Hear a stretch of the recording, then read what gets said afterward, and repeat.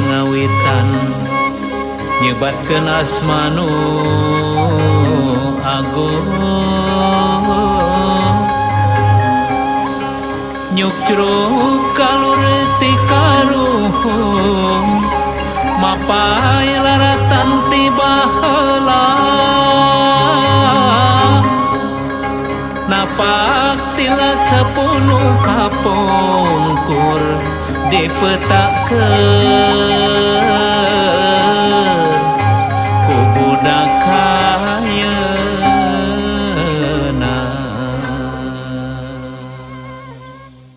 Kerajaan Pajajaran begitu kesohor saat dipimpin Prabu Siliwangi pada tahun-tahun 1482 sampai tahun 1521 Masehi. Kesaktian yang dimiliki Prabu Siliwangi tiada tanding. Dia juga disebut memiliki senjata sakti, keris Nogorunting. Keris sakti Nogorunting milik penguasa Pajajaran ini memiliki gagang berupa kepala naga. Keris Nogorunting disebut naga runting mata emas lantaran di dalamnya terdapat mata logam emas pada lidah naga sebagai maskot pada keris tersebut. Senjata sakti tersebut dibuat oleh Empu Anjani dan Empu Welang, yang merupakan empu kepercayaan kerajaan Pajajaran. Tak main-main, kedua empu itu membuat keris yang berasal dari paku bumi. Material itu diperoleh Prabu Siliwangi saat bertapa brata di kaki bukit Gunung Salak.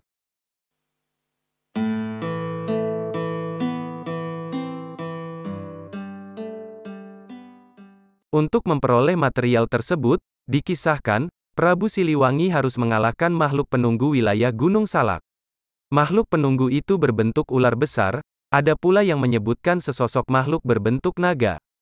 Prabu Siliwangi disebut-sebut dalam banyak cerita rakyat, mampu mengalahkan makhluk tersebut dengan serangan kesaktian jurus macan putih yang dimilikinya. Sang naga akhirnya memberikan mustikanya yang berbentuk paku berbahan emas.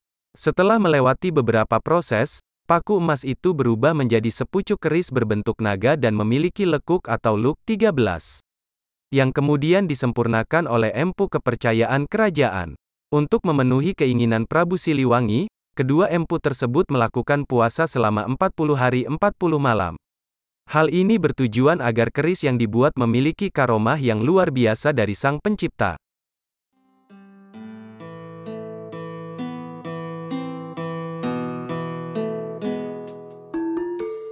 Atas keberhasilannya membuat keris sakti, Empu Anjani dan Empu Welang diberi hadiah oleh Prabu Siliwangi berupa sebidang tanah di wilayah kerajaan Pajajaran. Tak hanya itu, Empu Anjani juga dijadikan sebagai ahli senjata kerajaan. Banyak orang meyakini, keris sakti Nogorunting tersebut masih dipegang oleh Prabu Siliwangi. Masyarakat sekitar kaki Gunung Salak juga percaya Prabu Siliwangi sesekali muncul di lingkungan sekitar petilasan dekat Gunung Salak. Taufik El Jakwin, dalam bukunya Hitam Putih Kerajaan Pajajaran, dari Kejayaan hingga Keruntuhan Kerajaan Pajajaran, menyebutkan, Prabu Siliwangi bernama lengkap Prabu Dewantaprana Sri Baduga Maharaja, merupakan putra Prabu Dewa Niskala, yang lahir pada tahun 1401 Masehi di Kawali, Ciamis, Jawa Barat. Sri Baduga Maharaja mengawali karirnya saat memerintah sebagai raja pada 1482 Masehi. Di bawah naungan Sri Baduga Maharaja inilah, kerajaan Pajajaran mengalami puncak perkembangan yang pesat.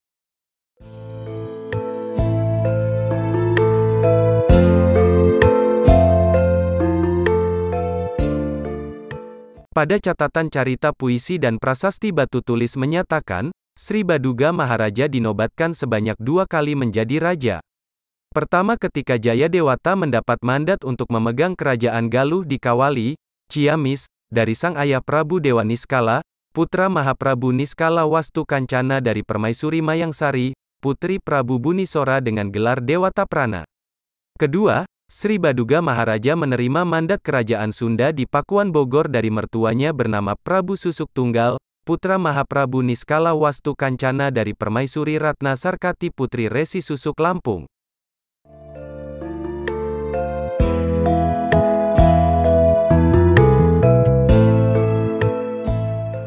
Dengan kejadian ini, Prabu Siliwangi menjadi satu-satunya raja yang mendapat rekomendasi dari 2 kerajaan, yakni Kerajaan Sunda dan Galuh.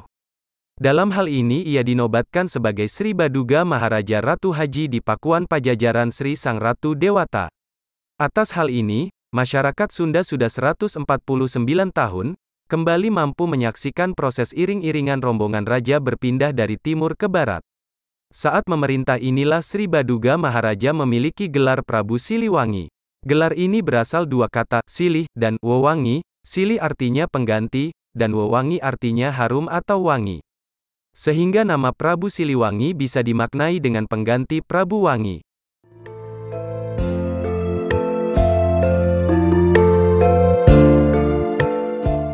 Prabu Siliwangi merupakan seorang raja yang mampu memberikan harum pemerintahan kerajaan Pajajaran. Selain itu, Siliwangi juga raja yang mampu menjadikan rakyat makmur sentosa atas prestasi seorang raja. Keterangan ini sesuai dengan yang ditemukannya sebuah candi yang dibangun untuk menghormati Prabu Siliwangi di Pura Parahyangan Agung Jagatkarta, Bogor, Jawa Barat. Di masyarakat Sunda, Sri Baduga Maharaja lebih dikenal dengan sebutan Prabu Siliwangi. Penyebutan nama Prabu Siliwangi sudah tercatat dalam Kropak 630, sebagai lakon pantun. Naskah ini ditulis pada 1518 Masehi, saat Sri Baduga Maharaja masih memimpin kerajaan Pajajaran. Namun ada versi lain yang menyebut, bahwa Prabu Siliwangi hanyalah gelar raja yang tak hanya diberikan kepada Sri Baduga Maharaja saja. Kakeknya Niskala Wastu Kancana yang sempat menjadi raja juga diberi gelar Prabu Siliwangi.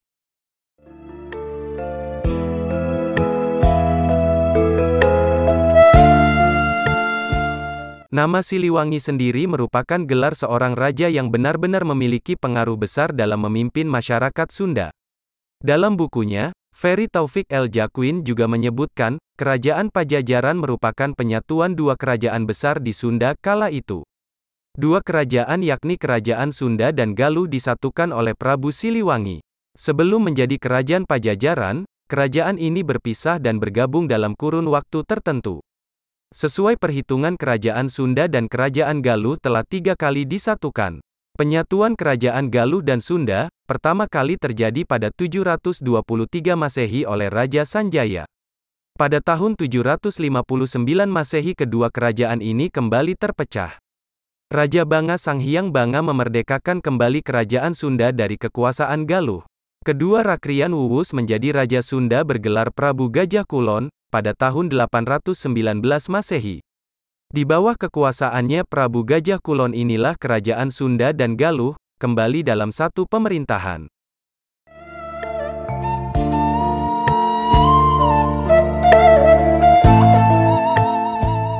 Tetapi pada 1382 Masehi, saat Wastu Kancana menjabat sebagai raja memiliki kehendak membagi kekuasaan kepada kedua putranya.